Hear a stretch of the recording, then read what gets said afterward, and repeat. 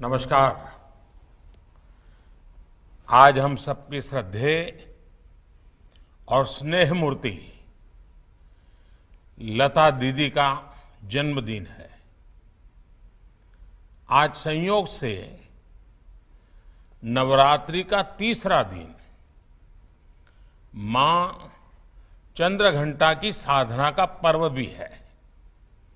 कहते हैं कि कोई साधक साधिका जब कठोर साधना करता है तो मां चंद्रघंटा की कृपा से उसे दिव्य स्वरों की अनुभूति होती है। लता जी मां सरस्वती की एक ऐसी ही साधिका थी जिन्होंने पूरे विश्व को अपने दिव्य स्वरों से अभिभूत कर दिया। साधना लता जी ने की, वरदान हम सबको मिला। अयोध्या में लता मंगेशकर चौक पर स्थापित की गई मां सरस्वती की ये विशाल वीणा संगीत की उस साधना का प्रतीक बनेगी। मुझे बताया गया है कि चौक परिसर में सरोवर के प्रवाहमय जल में संगमरमर से बने 92 श्वेत कमल लता जी की जीवन अवधि को दर्शा रहे हैं। मैं इस अभिनव प्रयास के लिए योगी जी की सरकार का, अयोध्या विकास प्राधिकरण का और अयोध्या की जनता का हृदय से अभिनंदन करता हूं। इस अवसर पर मैं सभी देशवासियों की तरफ से भारत रत्न लता जी को भावभीनी श्रद्धांजलि देता हूं। मैं प्रभु श्री राम से कामना करता हूं उनके जीवन का जो लाभ हमें मिला वही लाभ उनके सूरों के जरिए आने वाली पीढ़ियों को भी मिलता रहे। साथियों, लता दीदी के साथ जुड़ी हुई मेरी कितनी ही यादें हैं, कितनी ही भावुक और स्नेहिल स्मृतियां हैं। जब भी मेरी उनसे बात होती, उनकी वाणी की युग परिचित मिठास हर बार मुझे मंत्रमुग्ध कर देती थी। दीदी अक्सर मुझसे कहती थी, मनुष्य उम्र से नहीं कर्म से बड़ा होता है और जो देश के लिए जितना ज्यादा करे वो उतना ही बड़ा है। मैं मानता हूं कि अयोध्या का ये लता मंगेशकर चौक और उनसे जुड़ी ऐसी सभी स्मृतियां हमें देश के प्रति कर्तव्य बोध का भी एहसास कराएगी। साथियों, मुझे याद है जब अयोध्या में राम मंदिर निर्माण के लिए भूमि पूजन संपन्न हुआ था तो मेरे पास लता दीदी का फोन आया था। वो बहुत भावुक थी, बहुत खुश थी, बहुत आनंद में भर गई थी और बहुत आशीर्वाद दे रही थी।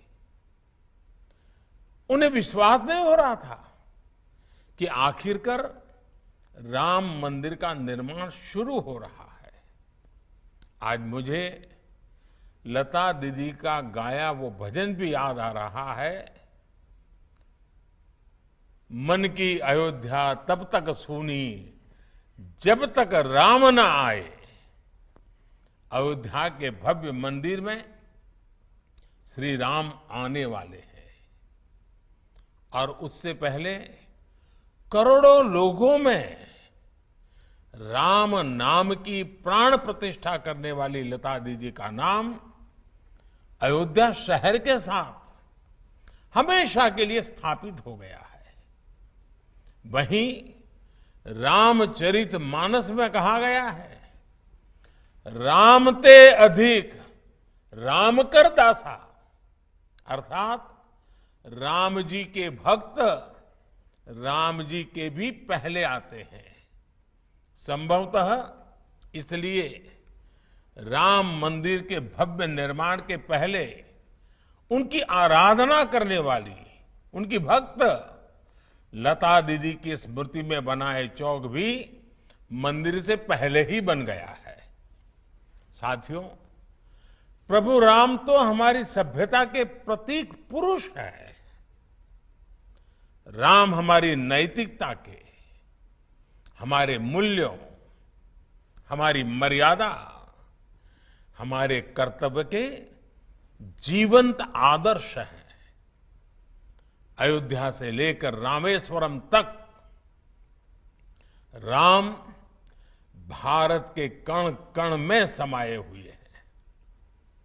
भगवान राम के आशीर्वाद से आज जिस तेज गति से भव्य राम मंदिर का निर्माण हो रहा है, उसकी तस्वीरें पूरे देश को रोमांचित कर रही है।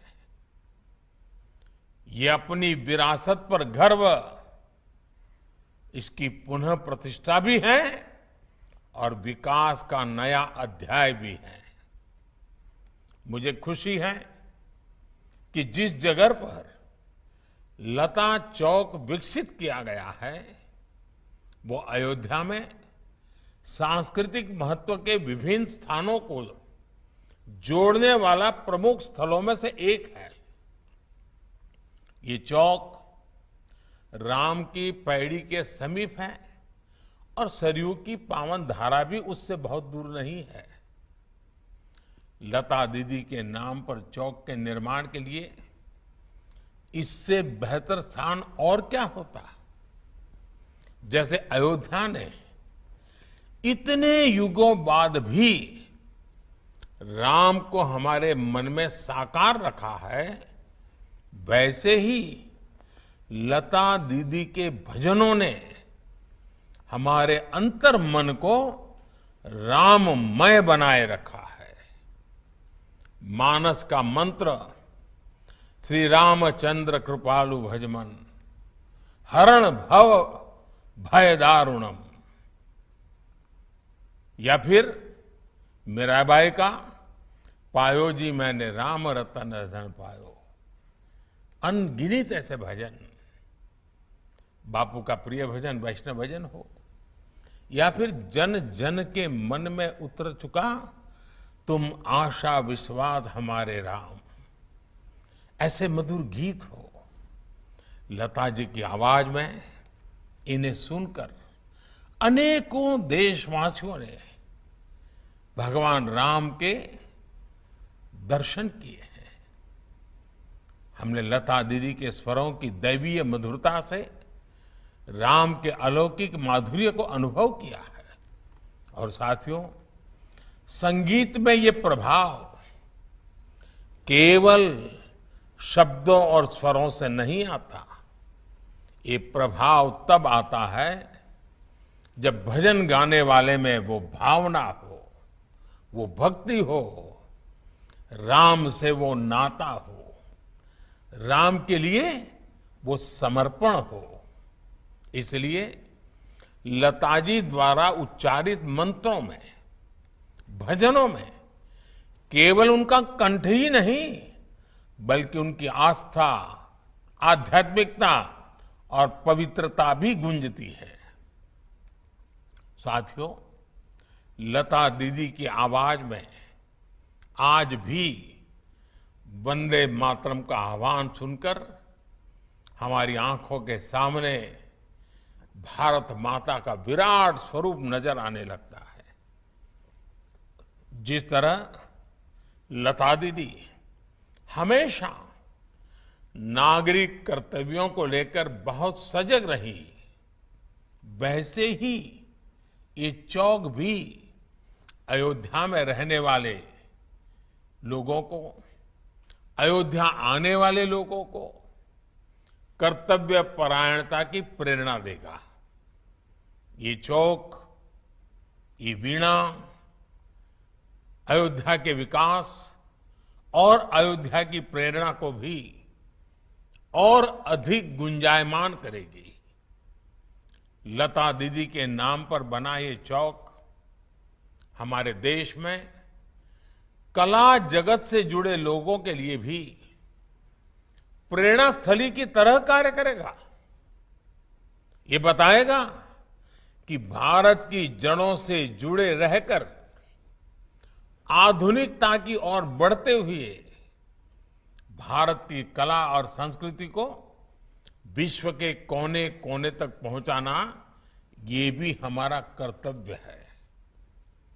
भारत की हजारों वर्ष पुरानी विरासत पर गर्व करते हुए भारत की संस्कृति को नई पीढ़ी तक पहुंचाना ये भी हमारा दायित्व है। इसके लिए लता दीदी जैसा समर्पण और अपनी संस्कृति के प्रति अगाध प्रेम अनिवार्य है। मुझे विश्वास है भारत के कला जगत के हर साधक को इस चौक से बहुत कुछ सीखने को मिलेगा। लता दीदी के स्वर युगों युगों तक देश के कण कण को जोड़े रखेंगे। इसी विश्वास के साथ अयोध्या वासियों से भी मेरी कुछ अपेक्षाएं हैं। बहुत ही निकट भविष्य में राम मंदिर बनना है। देश के कोटि कोटि लोग अयोध्या आने वाले हैं। आप कल्पना कर सकते हैं अयोध्या वासियों ने अयोध्या को कितना भव्य बनाना होगा, कितना सुंदर बनाना होगा, कितना स्वच्छ बनाना होगा, और इसकी तैयारी आज से ही करनी चाहिए। और ये काम अयोध्या के हर नागरिक को करना है, हर अयोध्या वासी को करना है। तभी जाकर के अयोध्या की आन बान शान, जब कोई भी यात्री आएगा तो राम मंदिर की श्रद्धा के साथ साथ अयोध्या की व्यवस्थाओं को, अयोध्या की भव्यता को, अयोध्या की मेहमान नवाजी को अनुभव करके जाएगा। मेरे अयोध्या के भाइयों बहनों, तैयारियां अभी से शुरू कर दीजिए और लता दीदी का जन्मदिन हमेशा हमेशा के लिए प्रेरणा देता रहे। चलिए, बहुत सी बातें हो चुकी। आप सबको बहुत बहुत शुभकामनाएं। धन्यवाद।